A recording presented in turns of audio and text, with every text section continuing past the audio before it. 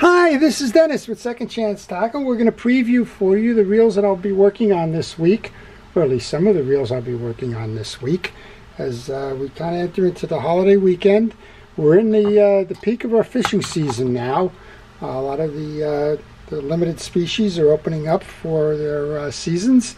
A lot of folks have had their reels tuned up, and a few of them are out there breaking them. So we'll be working on some of those. We'll share with you some of the reels that I've got in the mail over the last few days, and we'll talk about which ones will make it to video and which ones probably have one in my video file already, and therefore I won't be doing. So before I get started, I want to thank our first responders and essential personnel and everybody involved in keeping us safe during the pandemic. Yep, the numbers are going down. That's fantastic. Most of it is all good news, and some of the good news is that the first responders and essential personnel have saved a lot of folks that have contact with the disease, and the folks that are supplying us all of our foods and necessities have made sure that we've been as less inconvenienced as possible during these trying times. So thank you all. So we're going to start. I think I previewed this one a while ago. This is the Garcia 9600. It's a beautiful reel. In this case, it's missing the handle knob, and I tried a couple of things. I have some Mitchell parts around, and I did try the handles from the 300 and from the 302, and it seems like that arbor there, the hole for it, is just an oddball one. So I ordered one of these off of the internet, one of these replacement handles where you can come in on the back with a screw, tighten up the knob, and it'll have a ball bearing in there, and we'll do that. But I'm not going to wait for that. I'm going to show you how this reel is taken apart, how you service it, and how you put it back to fishing. This one's running really smooth, so I'm kind of excited about getting this one out there. It's a larger size saltwater reel, and I'll do the video on this one for everybody's benefit. Next up, I got this one dropped off at my shop. They just said they'd like it cleaned up. This is a Daiwa. It's a rear drag reel. It's a graphite reel, which kind of puts it in the 2000s era. I don't see a tag on it in terms of what this model is. Up here we are on this side. It's this 1650X. It's a rear drag. They actually dropped two of them off and said that they've been using it for a while. They're just getting a little bit of sluggish, and they asked me if I couldn't tune them up for them, so I'll be happy to do that. I think we talked about a reel in a bag project the last preview. It's the Penn Live Liner. This one is the 6500. It doesn't have a Live Liner trip feature. I took this reel apart. Well, it was apart. I think actually we can probably see it. I think I left the case off. So on this one, well, you can't see. Yes, you can. Here it is. On this one, you got an interesting trip feature. You'll notice the ridges on the main gear here. These ridges trip the lever here. There's a series of teeth here, and as you'll notice, a couple of teeth got chipped off. So when it goes to trip it, just like a level wind feature that can't wind because it's missing some of the teeth on the plastic gear. In this case, this housing is missing the teeth that would interact with the teeth that are going to trip it there. That package just came in, the parts, so I'm going to be able to do that. And I think we'll probably complete this reel on a video, so that it'll be the benefit of everybody to see a unique design in that. Okay, this one comes in from Dave. Dave's in Mississippi. Let's see what Dave is sending us. Let's see if I can find my knife first. Oh, I can't. We'll use a blade here for now.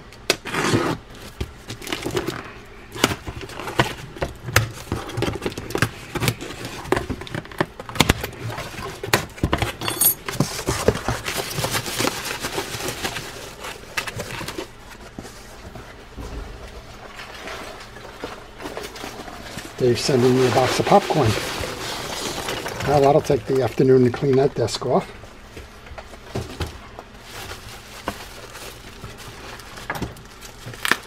So if you would like to send me a reel, just contact me on the business card that follows this presentation, and I'll be happy to provide you with reel repair information. If you want to see any of these being serviced, then the best thing to do is to subscribe and hit the notifications button, and that way you won't miss any of the ones that I've done. So I have a Mitchell 300 here. I've done a series on the Mitchell 300s. This one seems to be performing well. If I remember some of the conversation, he's had this reel for quite some time and just wants to make sure that it's running optimal. So I'll get that one back to Dave, make sure that he can do that. Next up, I have two pen spin fishers from Dan. One of them, I understand, is working very well. The other one seems to be working a little rough. Dan tells me it's time for the 30-year tune-up, and I don't think he's being funny about it. This is a 4300. This one seems to be running fine. This one looks like the 4400 maybe. It's missing its badge. Let's see if it's on the spool. Well, yeah, 4400 SS. He said this one's a little bit more difficult. He would like me to change the drags in all of these and make sure that it gets tuned up, and we'll certainly do that for Dan.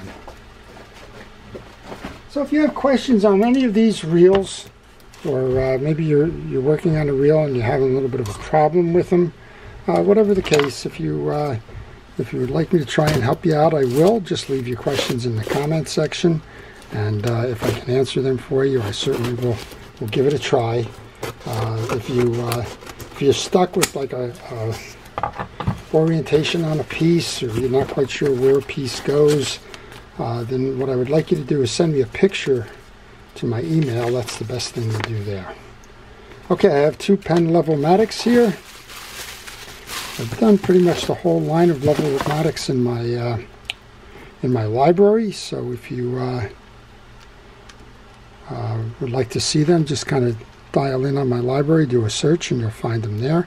This is the 940, and this one looks like the 910. This one's the 910. They're both in beautiful condition. This one's missing its level wind function. This one's unfortunate. I did a video on, well, I did a repair on one of these where they asked me to switch over the side case. Interestingly enough, on the level wind feature, you have the bar, you have the worm gear, and you have the line guide, and you have the pawl, and they all sit on this case here, and there's a bushing that belongs on both sides. Well, this plastic bushing on this side is no longer available. That kind of trashes the whole reel, well, at least the level wind feature within that reel. So not sure if he intentionally removed that level wind or if he's asking me to restore it, but we're going to find out, and we're going to do what we can. Okay, we've got one coming in now from Joe down in St. Petersburg, Florida.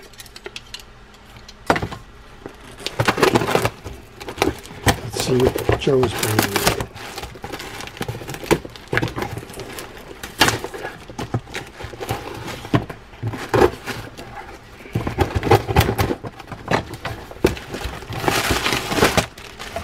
Okay, we've got an interesting one here. We have a Newell reel. I have a Newell reel that I'm going to be working on. There's the second one. Look at this one. This is in the box and everything. You don't find them that way, and you can expect to find a beautiful reel in here. Look at this. It's almost brand new, and it looks like Joe got a head start on me here and started to take the assembly apart. And hopefully all the pieces and parts are lined up here so that we can do that service and put it back together. One of the things that's beautiful about the Newell reels is this is all stainless. So we have stainless gears, we have stainless back plate, we have graphite side plates. Carl Newell knew what he was doing when he developed this. Carl was a plastics person out a company out in California, and he decided he was going to try and improve the fishing reels for off-sea, offshore, and his Newell reels are well sought after today. Unfortunately, they haven't been made in quite some time. They're becoming very collectible, and if you have one of those, take care of it. Just make sure that it gets tuned up on an annual basis, and you should be fine. This one comes in from Joe. It looks like an Ocean City, just based on the bullet handle there. Looks like a 112, and maybe the base city. Let's see.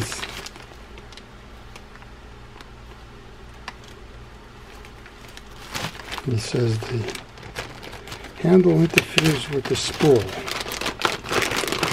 Not sure what that means. Of course, on these, the lever is an outbound lever. And some actually tell you to trip the lever by hitting it with the handle, which you can do. You can be hands-free in that regard. But we're going to find out what that means. It looks like it's in nice condition and cleaned up.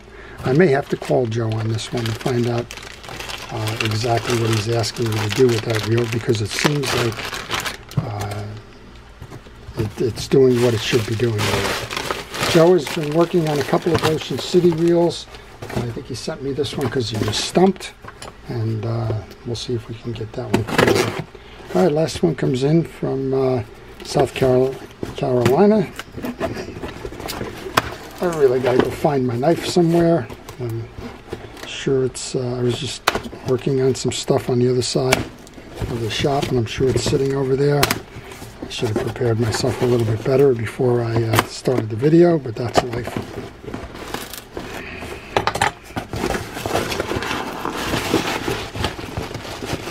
Alright, we have a Tidewater 30L with a messed up line guide feature. I may have the parts for that. Those are extremely rare. I think I did mention on one of the earlier videos that the Okuma Classics actually follow that same design. Sometimes they fit in there. And we have a Penn 310. Doesn't look like we have the handle or some of the side plate stuff. I think we have a reel in a bag project with that 310. So there you go. So a Tidewater, a reel in a bag on a 310, a Newell reel. We're going to show you how to work on a Penn Spinfisher version 6 live liner with a stuck or broken teeth in the gears. We'll work on the Daiwa rear drag reel. We'll work on this Garcia 9600. And we'll try and find out what interests Joe on that Ocean City reel, and maybe we'll include that one as well. So again, the best way to pay heed to this is to subscribe, and when you subscribe, hit that notification button. That'll keep you up to date on when I post these videos, and you can choose those that interest you for watching, and that way you won't miss any of the ones that I do in my series. So please stay well, stay fishing, and have a great day. This is Dennis at Second Chance Tackle.